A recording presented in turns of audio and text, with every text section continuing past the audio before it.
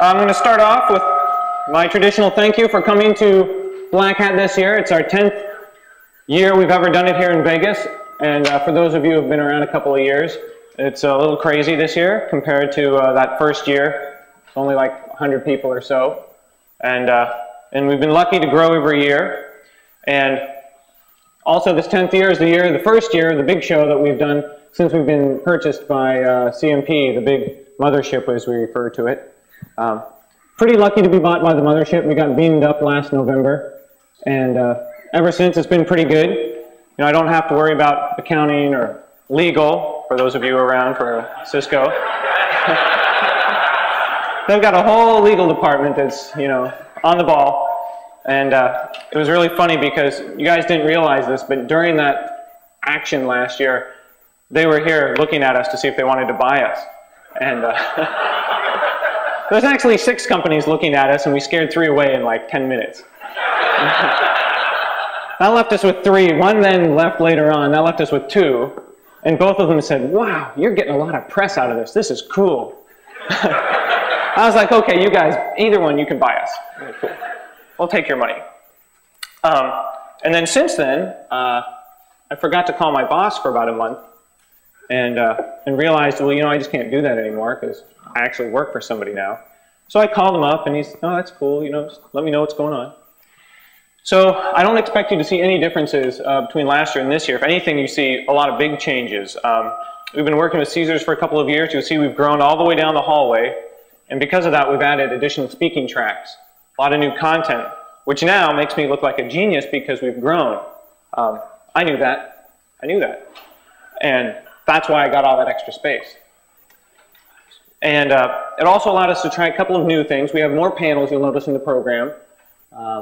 We also wanted to do something interesting, or I wanted to do something interesting, and to dispel the myth that Microsoft bought a track with the Vista. You know, no, not for sale. Already sold my soul. Can't do that twice in 1 year. There's a clause. So I was actually me being pretty greedy. What I wanted to do is I figured Vista, I believe their ship date. You know, silly me. And I was like, okay, they're going to ship a month or 2 after the show. I want to get all the engineers together, the guys who help work on the core, heap, memory, you know, the stack. And I wanted to try to get them speaking to you guys, you know, really bluntly, one-on-one, or in a technical nature, not a marketing nature. So I convinced the guys out in Redmond to do that. And then they slipped the ship date. So it's still all very valid, but it's not the great timing that I was hoping it to be. You'd come here and you'd see it all, and then a month later, we'd all be dealing with it in our enterprise. So the timetable shifted, but I think that all the information is still really valuable. I've seen some of the presentations, and they're actually pretty cool. So just letting you know, it's not like the sellout track. We also have 15% of the attendees this year are from foreign countries. That's the largest ever. We have almost every South American country represented here. The largest contingent is from Europe, but we still have a lot of people from, say, South Korea, the UAE, Israel, the whole Asia Pacific is represented, from Hong Kong to mainland China. Don't know what those guys are doing here, though. Okay.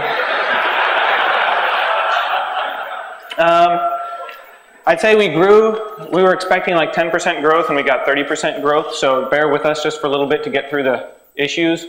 And we can feed you, we can house you, we can do everything. We've got parties for you lined up pretty much around the clock from here until next week.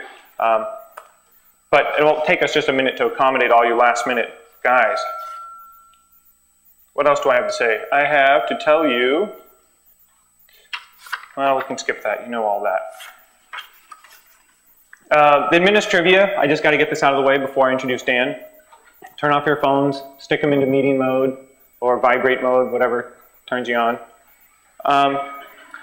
The wireless network is still growing. We have a lot larger wireless network presence this year than last year, and we're still deploying APs and air monitors. So that'll be pretty much deployed by lunchtime, but we should have coverage in every speaking area. We've added a little lounge down the hallway here. We're putting more tables in there. You can chill out in there. We've got a bar, or cash bar, and a real espresso machine, apparently, if you need to get your fix. And next year, I can tell already we're going to have to double the size of the lounge. But I'm trying to create more spaces for you guys to socialize, and that seemed like a great idea with more space this year. So take advantage of that if you can. Lunch will be in what we call the hangar, or the tent.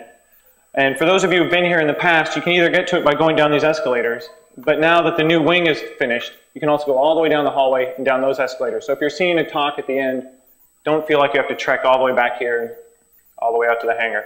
You can just take the end escalator all the way down. And we take the feedback really seriously. And so in the program, you see our feedback form. I'd like you to fill that out. We give away, I think this year we're giving away 2 free admissions and some trainings and a bunch of other prizes to randomly selected ones. And we actually really do read every one of them. So please take the time to fill that out. You have until the end of the day tomorrow to turn them in. Tonight, we have our big reception. That's the big food and drink-a-thon from 6 to 8 p.m. tonight. And for those of you who didn't realize it, Caesar's Palace is coming up on their 40th year anniversary.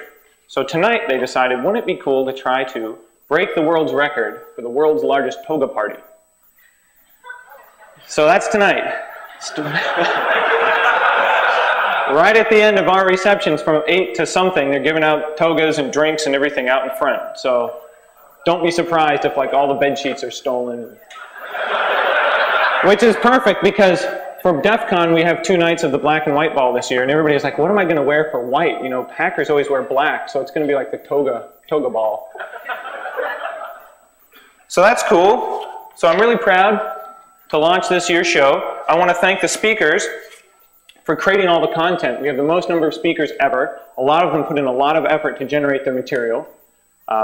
So I want to thank them all if they're in the audience for doing this, making this all possible. I want to thank our sponsors for their support, helping us market this, helping us get the word out. And I also really want to thank you guys, because without your support, without you coming here and helping give us direction and focus, well, none of this would happen. And so really, we're just sort of responding to what you guys want to see, and I hope we've got it spot on this year.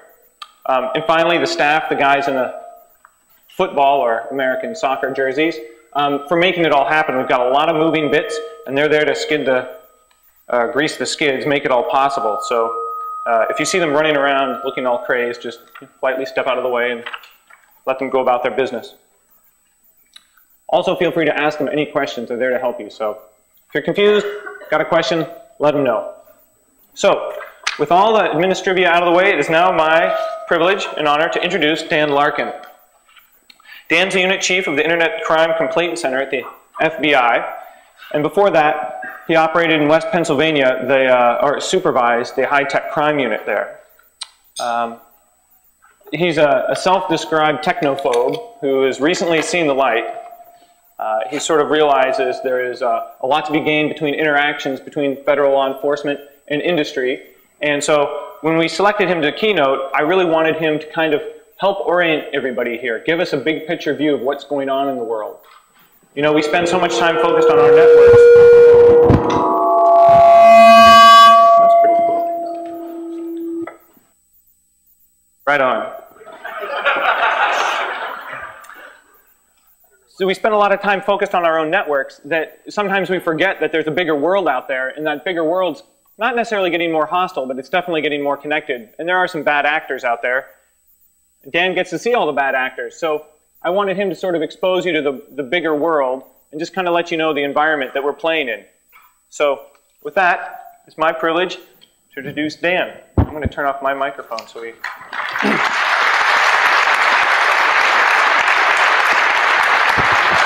Thanks, Jeff. Appreciate it. Yep. Thanks, Jeff. I appreciate that accurate introduction. It was actually my microphone that was competing with his, so further demonstration on my technical inadequacies. As Jeff said, I am a recovering technophobe. I used to be really afraid of you all, but I've come to know that you all are actually very key to success for us. And I want to thank you all for reminding me periodically of my inadequacies, and that's something that's been, you know, a hard pill for a lot of us to swallow in law enforcement. But it's important for us to note how significant the talent is that you all bring to the equation, and how much we need your expertise and input as we develop strategies for identifying and impacting cybercrime in the 21st century. You You know, there's an adage out there, or saying that people have conveyed, that 1 in 10 people in the United States or the world are, well, fill in the blank. In this audience, I'm going to say that probably 1 in 10 people in the room maybe this year might even be feds. So look to the left and look to the right. If you don't know the person, they just might be a fed.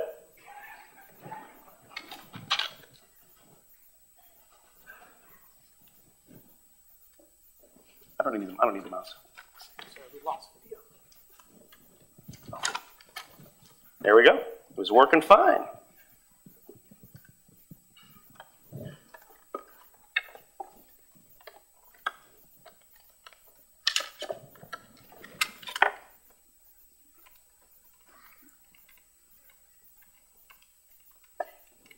I'll toggle. Sorry.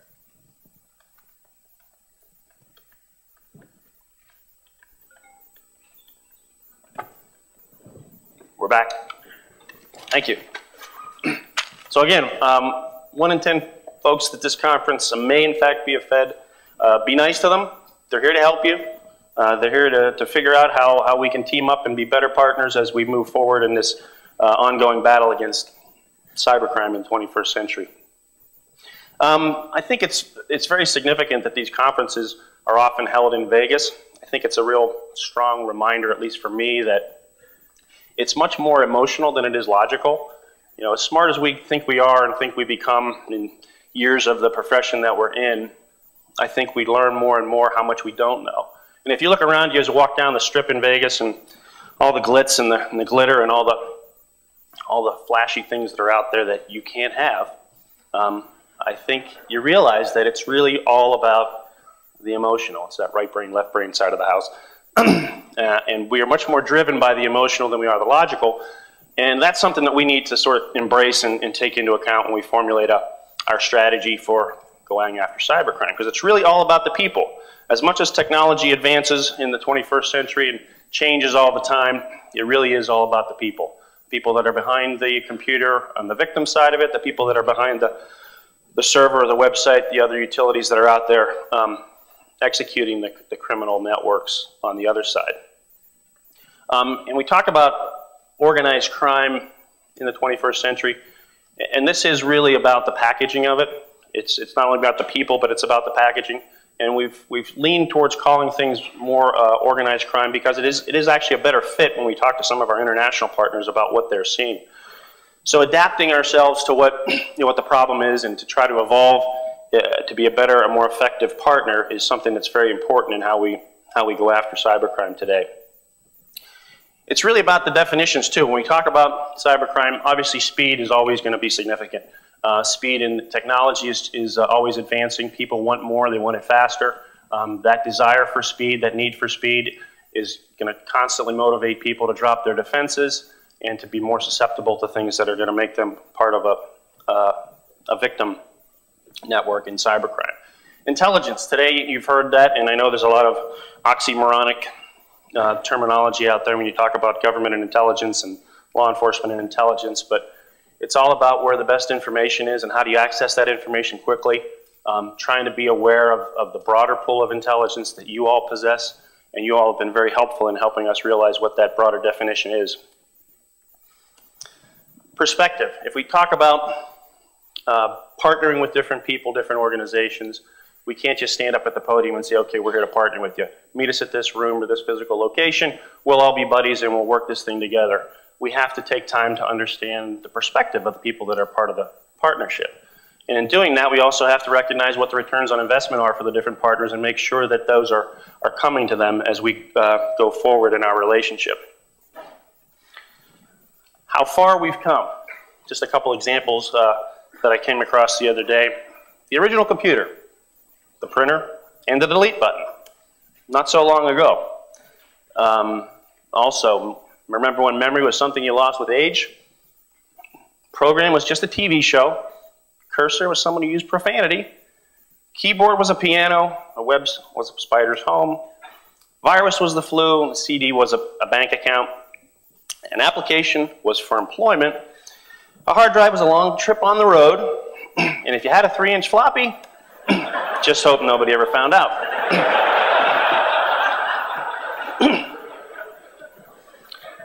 So it really is about the people. And it's also about the packaging. Or in Vegas, maybe it's about the unpackaging. They say there's 5 P's, I think, out there that are important for us to remember when we talk about the people and the partnerships. And in our line of business, we've been using the adage, let's make it personal. Let's get to know the people that we want to be part of the partnerships, whether it's other law enforcement agencies, industry, academia, international partners, understand their perspective, be very sensitive to the pigeonholes. We in government like to put things in nice little neat stovepipes sometimes. So we have to be sensitive to doing that and not falling into the trap of doing that. And persevere. This is something that's changing all the time, so we need to recognize that we have to periodically reinvent ourselves. We have to reassess what's working and what's not, and we have to redefine our goals and objectives accordingly. As we make it personal, there are cultural barriers out there that we need to be aware of, both domestically and internationally. And as Jeff said, I actually am no longer the unit chief of the Internet Crime Complaint Center. We actually split that project in 2 about 9 months ago, which is a good thing. It shows that the government is evolving, and we're trying to do things more effectively and more streamlined. And I'll talk a little bit more about the piece that spun off of that I oversee now. But while I was the unit chief of that project, we are in West Virginia, and there's a lot of good reasons why we're in West Virginia. Actually, some very efficient reasons that we're there. And I became a resident of the state of West Virginia and got to know some of the more intricacies of the citizenry of that state. We have one of our biggest installations in West Virginia, our ident facility, our automated fingerprint processing group down there. We have almost 3,000 employees. We moved that group out there. We did a real rapid sort of hiring process, and you have to put that in context for the FBI rapid hiring. But we did go through a lot of backgrounds very quickly. We tried to screen out people that really weren't interested or really weren't part of the mix that we wanted. So we asked a few, kind of screening questions of the applicants early on. This is one of the questions that we asked. We said, are you favor the overthrow of the U.S. government by force, subversion, or violence? We figured just see where they're coming from, see if it's a fit with us. A number of people said, you know what, this has got to be multiple choice, and they circled violence. So we said, maybe this is not a good fit. You kind of have to go through some of that Jeff Foxworthy analogy of things. It's kind of what you said versus what they heard. When the person says, my wife said to me, these shoes make me look fat. And you say, well, it's not so much the shoes. Bad answer. So again, these are a couple of moments in court that we actually pulled from some of our investigative files, some actual government folks or attorneys talking to their witnesses in court. And this is a murder investigation. An autopsy was being done. Do you recall the time that you begin to examine the body? The autopsy began around 8:30. Now, Mr. Bennigan was dead at the time? No, he was sitting on the table wondering why I was doing an autopsy. Now, persistence is key here. Now, doctor, before you performed the autopsy, did you check for a pulse? No. Check for blood pressure? No. Check breathing? No. So then it is possible the patient was actually still alive when you began the autopsy? No. Well, how can you be so sure, doctor? Because his brain was sitting on my desk in a jar. But could the patient have still been alive nonetheless? Yes, it is possible he could be alive and practicing law somewhere.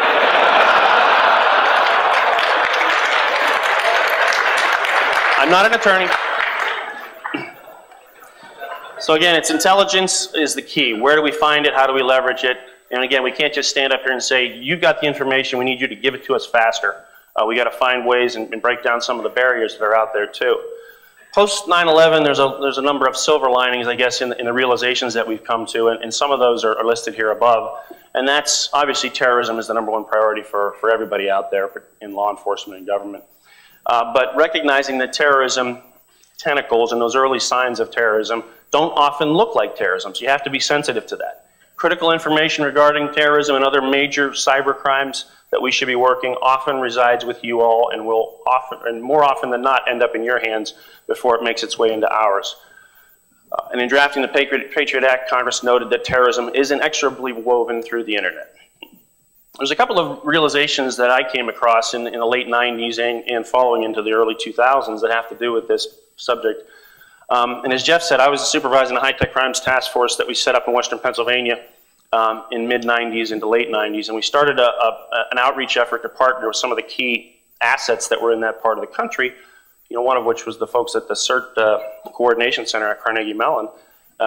Very valuable group of individuals still today, now part of US CERT, but we initially started to try to team up with those folks, and I would go to a number of conferences and training events and say, hey, we really need to work together. We really can help each other out. And they'd say the right things, but you could feel that the trust just wasn't there. And we'd walk away at the end of those conferences, go back to our respective corners with our suspicions and predispositions about each other, and the connection really just never happened. So after trying that for a couple of years, we actually took an aggressive step and offered to put one of our best agents into their space. And we said, trust us. If you let us, give you this agent for a year, we believe we can break down the barriers and figure out how we can work together. And of course, the skepticism at the time was that, the FBI really can't help us. We're a lot more technical than they are. We have a bunch of knuckle draggers that are just looking to knock down doors and take computers into possession, shut down these companies, and we've got trusted clientele out there that we don't want to, compromise or have subject to, preliminary release of information that's way too sensitive. So we said, trust us, give us a chance. Well, we'll actually sign an MOU to make the rules of engagement comfortable for you. Well, long story short, we did that, and it actually worked out better than we thought. By putting the people physically together, elbow to elbow, we started to gradually break down the barriers and the predispositions, and the trust started to build. And when the trust started to build, the information started to flow, and the leveraging of each other, the ROIs expanded, and we actually found that we could help each other. There were ways that we could help each other do our mission and do our mission better. So we took that realization, and we sort of redefined what a task force is. And we decided that we had to put together public-private alliances. And we went out to the regional community at the time, which involved about 2,000 high-tech companies, and we asked them what they want, what they would need, to be part of this, to actually show up and not just endorse this conceptually, but actually own it and be part of this physical presence. And we took all that information and we formulated something that I'll describe a little bit later, but it essentially is a public-private alliance effort. It's a redefinition of a task force where we put key players together in the same space, and if we can't put you physically together in that space, we'll figure out a way to connect you in through a secure listserv or other means to make you part of that team. And that's actually evolved very significantly over the last 5 years, probably more over the last 4 years, and over the 3 years that I supervised the Internet Crime Complaint Center, that project actually came under that group, but now has spun off to a separate unit that I oversee now. That realization that public-private alliances are key and significant, and that we have to redefine the floor plan for how we come together, became part of the FBI's reorganization several years ago. And one of the things that we incorporated into that was defining the threat using industry's perspective. Asking industry to tell us what the problem is, not tell you what the problem is. Where is it hurting you? Where are you seeing the most significant impact? And not give you a preset rule of definitions, but just hear you out and see if we can make that fit into a cybercrime initiative that we can work on together. Scrolling back for a second, including not just industry, but academia into the equation was something that we came to be aware of. And I'll tell a story to you that happened around the same time we were starting to partner with CERT. It was a group from the Graduate School of International Affairs came to us from the University of Pittsburgh, and they wanted to do a presentation on international organized crime. And the professor had asked the group to do this 6-month study on how organized crime uses the internet. And their definition of organized crime was a lot of folks that were listed on our top 10 list or other agencies' websites as major criminals that we were going after. And it included not just traditional organized crime, but cybercrime, counterterrorism folks, different bad guys from around the world that they were able to access information in open source.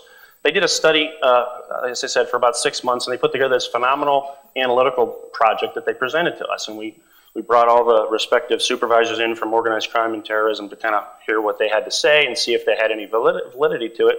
And actually, the connections that they made were phenomenal. They actually took this open source data and built very good connections and relationships between foundations, real estate transactions, other financial transactions that all of us walking away from that said, wow, some great information out there in the open source. Maybe we should figure out how to leverage these talented folks more to be part of our team. So we logged that into our memories, and we left, and we said, some good human resources there we might want to tap into.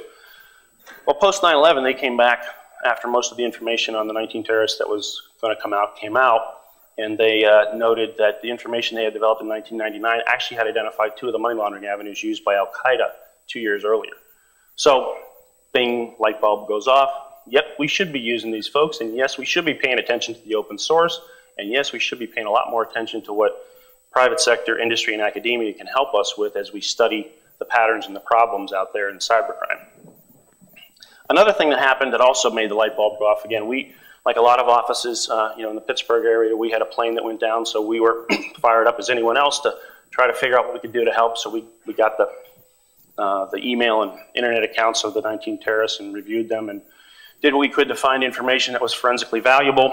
Didn't find a whole lot, but in working with our talented folks at CERT, we actually identified a virus that was embedded in the email account of one of the 19 terrorists. And it was so far down in the binary code that we wouldn't have normally seen it in our initial forensic review, but it was because of the talented folks we were working with over there that helped us find the remnants of this virus and reconstruct it to show that this terrorist got this virus like most people. He was in someone else's email account or Outlook address book, and it was emailed to him. So we were able to reconstruct that virus and where it came from to develop some very valuable information relative to terrorism that we otherwise wouldn't have seen. So just a couple of examples that say, hey, you know what? We need to really go after these partnerships more aggressively. They're very valuable to us in everything that we do or everything that we define as a priority in cyber. Well, this project that I had mentioned earlier became the National Cyber Forensic Training Alliance, and that's a mouthful. I know we're pretty good in government about creating these acronyms that are not necessarily rolling off your tongue, but hopefully descriptive of what the group's all about. And for those out there that are familiar with our InfraGard outreach effort, we try to tell them, think of this as a place where InfraGard members can come and stay. And not just get together once a month or a quarter, but actually come and roll up your sleeves and work on the problem every day, because we need your perspective and we need your input and we need the information that you have. This illustration is just some of the folks that actually helped put this organization together. There's actually a lot more today, but it involves significant industry players, academia, financial services, a lot of folks. And at the time we were developing this, the Internet Crime Complaint Center was actually just evolving down in West Virginia. So we took those two sort of collaboration resources that were out there and put them together under one umbrella, recognizing that if we could do this in this region, really 90 miles apart, it's pretty small in the global context of geography, we'd actually have a pretty good group of assets pulling intelligence together that's extremely significant in this fight on cybercrime. As I said, the government evolves, we try to be nimble. I know that's a little bit humorous for some people, but we split the IC3 into two, and the unit that I oversee now, which sits within the NCFTA, is called the Cyber Initiative and Resource Fusion Unit. A lot of words again, but it is actually very descriptive in that we are trying to develop targeted initiatives on cybercrime that are a manageable bite of the apple, so to speak, but we are pulling together those resources in one place to the extent we can to fuse that talent and develop a better exponential approach and ROIs, hopefully, for everyone involved. So it's neutral space. We figure we got to have neutral space. We in the government tend to want to, well, not necessarily want to, but have to classify things prematurely. When we put you in government space, everything becomes classified at a certain level, and the tendency is that it gets even higher classified as you continue in that space. What we recognize in putting these partnerships together is if it's your information, you bring it voluntarily, it's your information. And we want to hold off over-classifying that information, which tends to stifle the flow and the networking and the partnerships as long as we can. And make it a two-way exchange. We recognize criticism that's out there that, hey, one-way street. You ask for it, we give it to you, and never hear back from you. We realize that we need to the extent possible, give back information, and this environment allows us to do that much more effectively than we could in the past. We also know that we need to leverage your analytical capability and your intelligence strengths, and we want you to leverage us. To the extent law enforcement is part of your solution, and we hope it is, we want you to be able to tap into us to find out how does this case get worked, how does it get referred to the international community if that's where it goes, how do we bring other stakeholders into the mix to help advance this, and how do we collectively go after this proactively? Because cybercrime moves so fast, we realize we have to be out of the box very quickly. We have to develop aggressive techniques to identify, shut down, maybe make some undercover transactions, buys to follow the money or create a money trail. How do we do that, and how do we team up and use each other's resources to make that happen? This is sort of a simplified process flow of the input versus the output, but obviously it's key industry subject matter experts, of which you are, many of them, law enforcement, academia, and our outputs are, obviously, we want to develop targeted investigations. We want to achieve impact. We'll talk a little bit more about what impact is. Lessons learned. You know, this is one of these things you have to, as I said, keep reinventing yourself, figure out what's working, what's not, and let's try to repeat the good and stop doing those things that are unproductive. But in cyber, it's not just arresting the bad guys and shutting down their networks, but it's a constant education process as well. You know, the consumers out there who are the major part of the victims, the small to medium to large companies whose resources are being used to carry out or expand these crimes, are very significant for us to help and for us to team up on alerting individuals to the new and evolving schemes and put together some proactive options and joint training if we can. This slide, a little bit busy, but essentially it's just meant to show that we've got a lot of different resources that plug into this project. We have physical people located here, but we have a lot more information that comes in through the collaborations we have on different initiatives that are set up. And we do have the ability to tap into secure law enforcement databases as needed, but as you can see, that piece of it is really a relatively small piece of the space and not meant to, and purposely so that it doesn't inhibit the flow of information and the collaboration that we can achieve.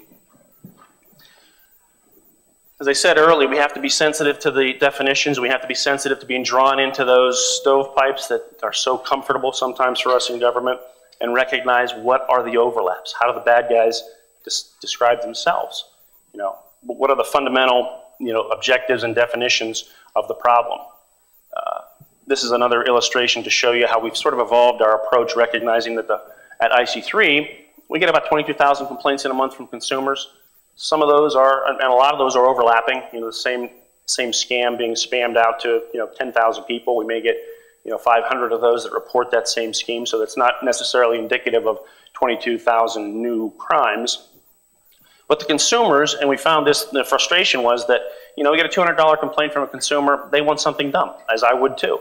If we can't aggregate that into an actionable case, if we can't build that to something that's 10,000, 100,000, something that's a larger case for law enforcement and prosecutors to go after, we're going to have a difficult time getting action taken, and that positive feedback's not going to come. As we started to realize that industry has so much data, we realized it obviously is going to overlap with that consumer data. Consumer logs on through their ISP, goes to an auction site, goes to a third-party pay site, or buys some merchandise from an online merchant. They may have visited 4 or 5 different entities who are major stakeholders along the way, and they may have actually reported that problem to them as well. So we found in talking to our key partners in industry that was happening in a lot of cases. So we can take a lot more information from industry, we can use that to build an investigation a lot quicker, and we can also make sure that you're being aware that something that looks like spam or a spoof website may involve an intrusion on the front end. It may end up being identity theft on the back end. It may involve international reshipping and money laundering as we follow the case forward, but it's important for us to realize the total picture of what that investigation is, as opposed to getting stuck within the separate pipes. This illustration is meant to show industry the benefits of these collaborative projects that we put together. Both IC3 and the NCFTA are public-private alliances where we purposely define those partnerships as such so that we can bring industry and academia into the setting to work with us. And we work on different initiatives with different partners. We may be working on an identity theft initiative with the ISP community, a reshipping initiative with the merchant community, or some other initiative with some of the other major stakeholders. Information that comes into these projects actually now can be shared with the different members of those teams. So something that Citibank sees over here may not be apparent to eBay and PayPal on this end, or to Microsoft or AOL over here. By connecting to this partnership with us, they can get the benefit of that information and get the better picture of what the threat is, or what the misuse of their product or their brand is, and take appropriate action. So we try to set this up so that we can benefit those team members from being part of this collaboration. And obviously, we get the benefit of that cross-connecting of data that enables us to build the cases faster and get a more effective referral out to law enforcement. As I said early on, we define a threat through industry to try to take a manageable bite of the apple. And the nature of the threat, as industry reports to us and our own information tells us, it's complex and getting more sophisticated all the time. It's increasingly international. Organized criminal groups have distinct roles, and we'll talk about that. Social engineering is a common theme, and that's probably not going to change. Operation Relief was one of the first joint initiatives we did with industry, and we've learned from each of these as we've gone forward. We went to a group of industry merchants, actually prior to 2001, and then carried that relationship on. But we were at a conference much like this, but much smaller, and said, hey, we want to help. We want to be your buddy. We want to team up with you to go after cybercrime. And they said, we've heard that before. We're going to challenge you. We're getting killed in West Africa. You go to West Africa and figure out how to help us, and here's what we're being beat on. It's reshipping. And we said, okay, what's reshipping? He said, well, you know, the West Africans used to come in directly from West Africa, sign in and try to get us to ship our merchandise using a stolen, compromised credit card. We got wise to that, stopped accepting IP traffic from West Africa. They started to bounce their traffic from different open proxies and other resources to make it look like they're coming in from somewhere else. So we stopped shipping to West Africa. Then they realized that was our evolution, so they decided they needed to recruit people in the United States to be their domestic ship points. So we see that merchant is not coming from, or that customer is not coming from out of the country, or the shipment appears to be domestic. The merchants had dropped their guard a little bit, let that merchandise ship, only to find 2 days later that it in fact was a bogus payment instrument, and it was shipped internationally. Well, partnering with the industry and going to meet with them and talk to them and see the people that were working this on their behalf, I got to know that and got to see firsthand that they're real life people looking at their websites every day. They're looking at anomalies and seeing things that are unusual that we would never see. So another light bulb goes off. Hey, you guys are really a valuable partner with us, and not just, we should not be saying, give me all this information, because the reality is, how are we going to process it? We don't have all the talented people that you have to understand why this is important and why it's significant. For instance, one of the analysts brought me over to the terminal and said, hey, look at this. This guy's committing a crime, and I know it's a crime. And I said, what is he doing? He said, we just bought 12 pairs of parachute pants, all the same size, and nobody shops like that. I said, oh, all right. So he looked further and found out that the email account was similar to one they had seen earlier, in which a bogus credit card was used. There was a naming configuration that was similar. And they drilled down further and found there were other commonalities in the transactions that helped them aggregate and build this case faster. So we said, wow, you guys are really good at this. Are you talking to these other companies? And we found out, yep, they were already talking. They'd already broken down the barriers and realized that they needed to network and work together to aggregate these cases or these incidents to a higher level. So really, we just said, hey, if you can give us this data and format it in a way that helps us digest it faster, that would be really great. So we built on that partnership. This slide is just an example of the number of reshippers that were identified in a very short period of time that we otherwise would not have seen. Now, each one of these people may not, or organizations or individuals are represented by the green dots, may not be criminally culpable. They may have been duped into the scheme, but it's an intelligence opportunity for us. It gives us a good scope of the problem that we didn't know about, so it helps us understand how important industry is to the mix. But it also lets us identify some of the early warning signs or early triggers that we can look at to better identify cybercrime quicker. Through these scenarios and talking to these people that were recruited, some of them were making a lot of money, some of them really were criminally culpable, and there were actually charges brought. But we found that they were recruited through ProFlowers and some of the other online flower and candy organizations. And they were being wooed for months by this person they thought was going to be their long-lost love. So we found out, working with ProFlowers and some of those folks who were being scammed as well, that there were some early warning signs that we could see there. We also found that it was the resume sites that were being used. People thought they were signing up for a legitimate work-at-home scheme, and they were being duped. So working with Monster and Career Builders and others, we were able to identify additional early warning signs in these schemes that helped us get out of the box much more quickly on this crime problem. As industry said, we want your help, but you're going to have to make this work. And we took our Make It Personal motto and went on the road and actually went and got to know the people in Nigeria and Ghana and got to understand what their inhibitors were in going after cybercrime and what they needed to see, how they needed it packaged. Because when we go to the international community and say, I got a phishing case here we want you to help with. And you say, what the heck is phishing? It's not even a crime. We don't even know what it is, but it's not a crime in our country. Now, if you make it look like organized crime or money laundering or some of the other things that it actually could be, and in many cases is, you get their attention. So we realized we had to conform more to what they needed to see, and they needed some training and some help on how to work this. But because we went over and made it personal, we actually today can get a lot more things done. We're getting controlled deliveries, we're getting arrests, we're getting search and seizures done much more quickly than we did in the past. So this Make It Personal motto has actually translated into very good success and high impact in that country. And we've taken that to other countries as well.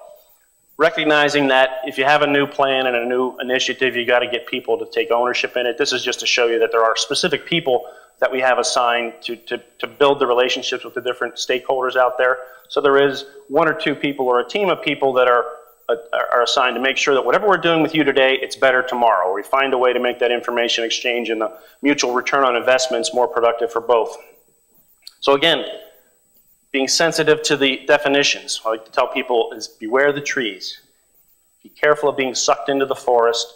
And as Jeff said at the beginning, I'm really more the 30,000 foot person. I try to keep pushing people back out and say, wait a minute, you're saying it's this, but it might also be this and this. So let's continue to be sensitive to what the broader nature of the problem is so that we can define a better impact to that problem. In doing that, we look at these individuals. Who are these guys? Who are the people out there that are conducting the crimes that we're interested in going after? They're not just the script kiddies anymore, as you know. These are people that are making a lot of money now today. And there's no shortage of these humorous cartoons, but it's the carding forums that are out there that many of you are aware of or have been in or heard about. But the groups that interact in these forums, you know, they're highly organized in their networks. They consist of specialized cells for different functions. They utilize forums such as CartoPro, ACA, Shadow Crew, and the others constantly, and they market for things bought or sold regularly.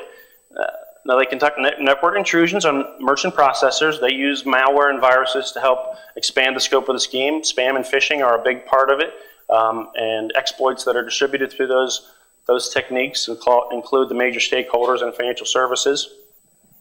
Targeting software piracy and pharmaceuticals are also on the rise out there.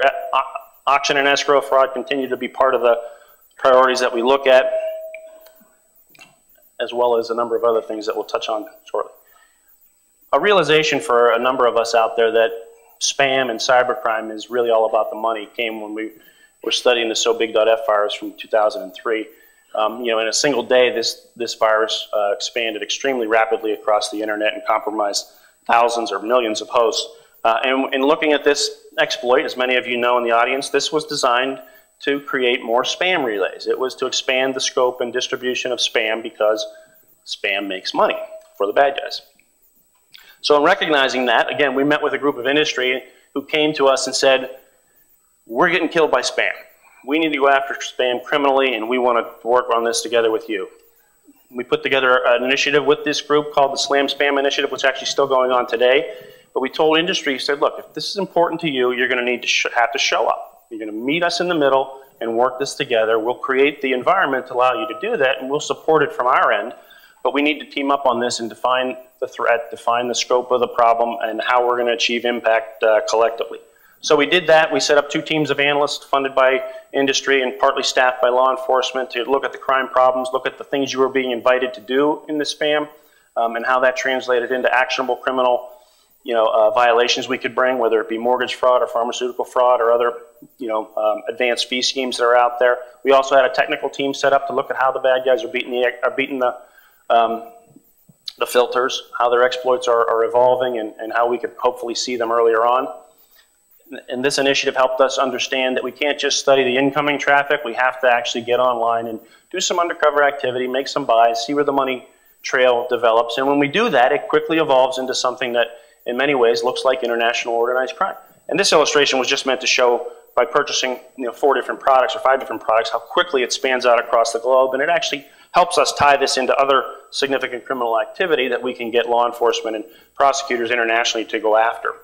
The results of this initiative, and it's a little bit dated, but we tried to focus it on the most significant spammers out there, and again, it's still going on today. We had 50 plus significant investigations developed and pushed out to law enforcement in the first 9 months of this. 8 of the groups that we identified were tied to international organized criminal groups, and also tied to 30 ongoing investigations that we otherwise wouldn't have known were significant pieces of. We identified thousands of compromised, misconfigured resources being used for this, and I'm sorry to say, a number of these happen to be government and military sites that we're working aggressively to get rectified. So there's some really good things that we're developing out of these initiatives that help us better refine and define our approach collectively. 6 months after this project started, another industry group came to us and said, we got to go after phishing. Phishing is killing us, it's big. And we said, what's phishing? And they said, well, it's some spoofed websites, and these people are being lured to this site, it's really not theirs. And so we said, okay, you mean like things that might end up being identity theft or other, money laundering or other, crime? Oh yeah, all that. So we said, okay, we can put together a project if you agree to team up with us and meet us in the middle, we can make this happen. So we really used the same floor plan that we had set up on the previous project and recognized there was already a lot of overlap anyway. So some of the initiative-specific databases that we designed, some of the players that were already on board supporting our spam initiative actually overlapped very nicely with the phishing initiative, and we wanted to make sure that people realized it's the overlap we have to make sure we're sensitive to. So we did a similar floor plan and started to develop and refer out investigations and also proactively go after those investigations. Things that we're seeing out there today, no surprise, the vulnerabilities on different servers continues to be exploited and used. Government agencies continue to be targeted for phishing. FBI, FDIC recently, we're seeing SMS text messaging phishing in which significant exploits are being downloaded and the victims are then enlisted into a botnet. Popular websites are continue to be targeted, MySpace and others. With the popularity of things online or in the media, you can usually expect that that's going to be the target of a phishing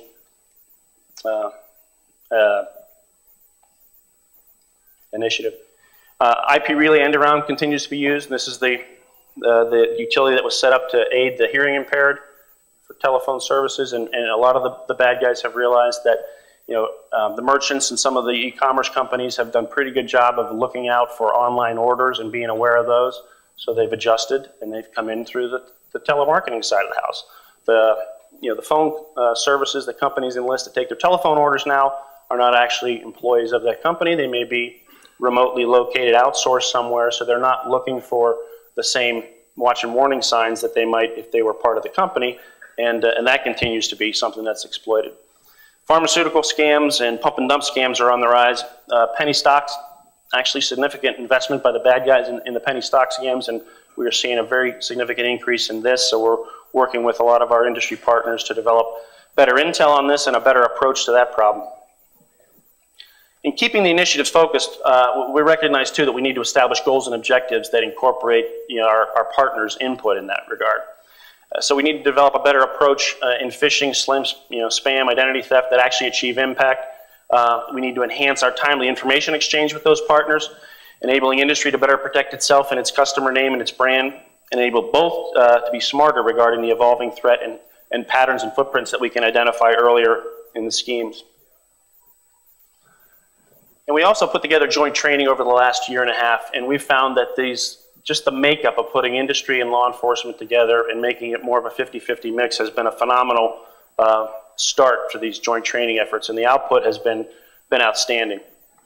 And we try to reinvent ourselves as we go forward, focusing on what works, repeat what works. Is there a fast-track approach to these things that we can work with the Department of Justice to try to achieve with the international law enforcement community as well? We try to ask our prosecutors out there to team up with us on investigating first and prosecuting second. We need to follow the trail before we get that prosecutive opinion and try to lock down the evidence as quick as we can, recognizing that in this arena that's often very fleeting and fragile. And recognizing as we go forward, what are the obstacles? There are obstacles that you're seeing and that we're seeing, but we need to collectively acknowledge what the most significant ones are that we can actually diffuse and work to diffuse those. Things like the venue debate out there, is this really mine to work, or should it be in other offices or in other countries? We try to bridge those gaps and try to get through those, and Department of Justice has been pretty helpful with us in that regard lately. Defining success. When we put these projects together, we have learned a lot about getting a consensus opinion on what success is. Yes, the bad guy in cuffs on the evening news is good success, and everyone agrees with that, but there's lots of other things that happen along the way that are meaningful impact. Timely alerts and advisories out there to help minimize the victim base or better arm industry to protect itself and its customer. That's meaningful success. Doing different things in that regard. Executing timely search and seizures out there that actually take away the goodies for the bad guys. Shutting down or diffusing the networks that are out there. We have to do a better job of memorializing those activities and getting that feedback back to industry. Public service advisories, putting those things out in a timely manner. Other things that we can do to disrupt and dismantle and investigate proactively is key to our defining success. Recent success stories, there's some significant industry input and us identifying the folks who launched the MyTab-Zobtab virus and us locating where they were and bringing them to justice. Over the last 9 months, we've had significant success by taking this make it personal motto on the road and working with industry out there. We've actually, there's more than 30 arrests in Estonia now, 4 in Russia, 4 in Austria, Nigeria, 17 more in Estonia, some in the United States as well, and recently 31 arrests that we just helped Egyptian authorities make regarding some significant cybercrime. Some local successes that we achieved in Western Pennsylvania regarding significant industry input and following the trail. This actually led to some of the arrests in Estonia. Some lessons learned. You know, as I said, whatever's popular, whatever's hot in the media is usually going to be part of a cyber exploit or a cyber crime. With the tsunamis of 2 years ago and the hurricanes of last year, we saw a significant increase in scams. You know, purporting to be charitable websites, thousands of these coming up very quickly. By using our joint triage facilities that we have in our public-private alliance, we're actually able to get through more than 1,000 of these incidents that were sent to us on the tsunami. You know, get through these things extremely rapidly, determine which ones we need to shut down right away, which ones are worthy of a criminal investigation, and get industry to help us build those cases quickly and get out of the box as soon as we can. With the Katrina hurricane scams, more than 5,000 incidents came to us within the first couple of weeks. And literally before the hurricanes even hit Category 5, you know, 2 days offshore, we were seeing hundreds of these websites registered that were intended to be part of these ongoing scams. So we learned a lot about how to quickly identify and achieve impact in these developing cybercrime areas. You know, the spoofs, the phishing are getting better all the time. As I said, the social engineering part of what is happening out there continues to change and get better, so our need to alert the customers on these schemes and what they look like is very significant. Some of these cases actually involve international money laundering, and putting these things together graphically is very significant for us in enlisting the support of the international law enforcement and prosecutive community. Additional initiatives that we have going on today, and we look to industry to help us define what other initiatives of meaningful impact there are out there. We have a joint identity theft initiative that's ongoing, online pharmacy fraud initiative that we are developing rapidly, international organized crime and money laundering as well. Operation Identity Shield is something that you'll be hearing about soon. It is our joint identity theft initiative. And as I said, public service advisories and educating the public, we, together with industry and law enforcement partners, put together our joint website, Looks Too Good to Be True, about 9 months ago as an educational portal to help quickly alert people about what the new and evolving schemes are, and a common website that we can come together on to better alert the public, in addition to our own resources that we have for doing that. Okay, I want to close here with just one additional story quickly. When we invited industry to come and be partners with us in West Virginia and Western Pennsylvania and other collaborations that we're setting up, we had a number of folks come in quickly and say, we want to be part of this, it's a good idea, we're going to send somebody. And we had an individual who showed up pretty quickly from one of the financial services and merchants, and he came to West Virginia and did some house hunting and saw that it's some beautiful country down there. It gets pretty rural pretty fast, and there's some pretty different names to some of the counties and the boroughs down there. So he sent back a little video to his folks back home to give them a feel for the for the place he's at and where he's going to be working now. When I told the folks back home that I was coming to Octomom, Let's back this up.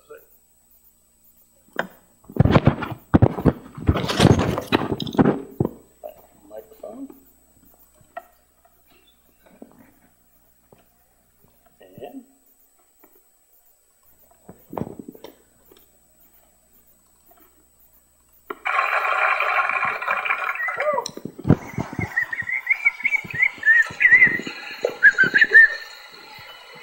when I told the folks back home that I was coming to Octomom, they said, "Where the fuck's hat?"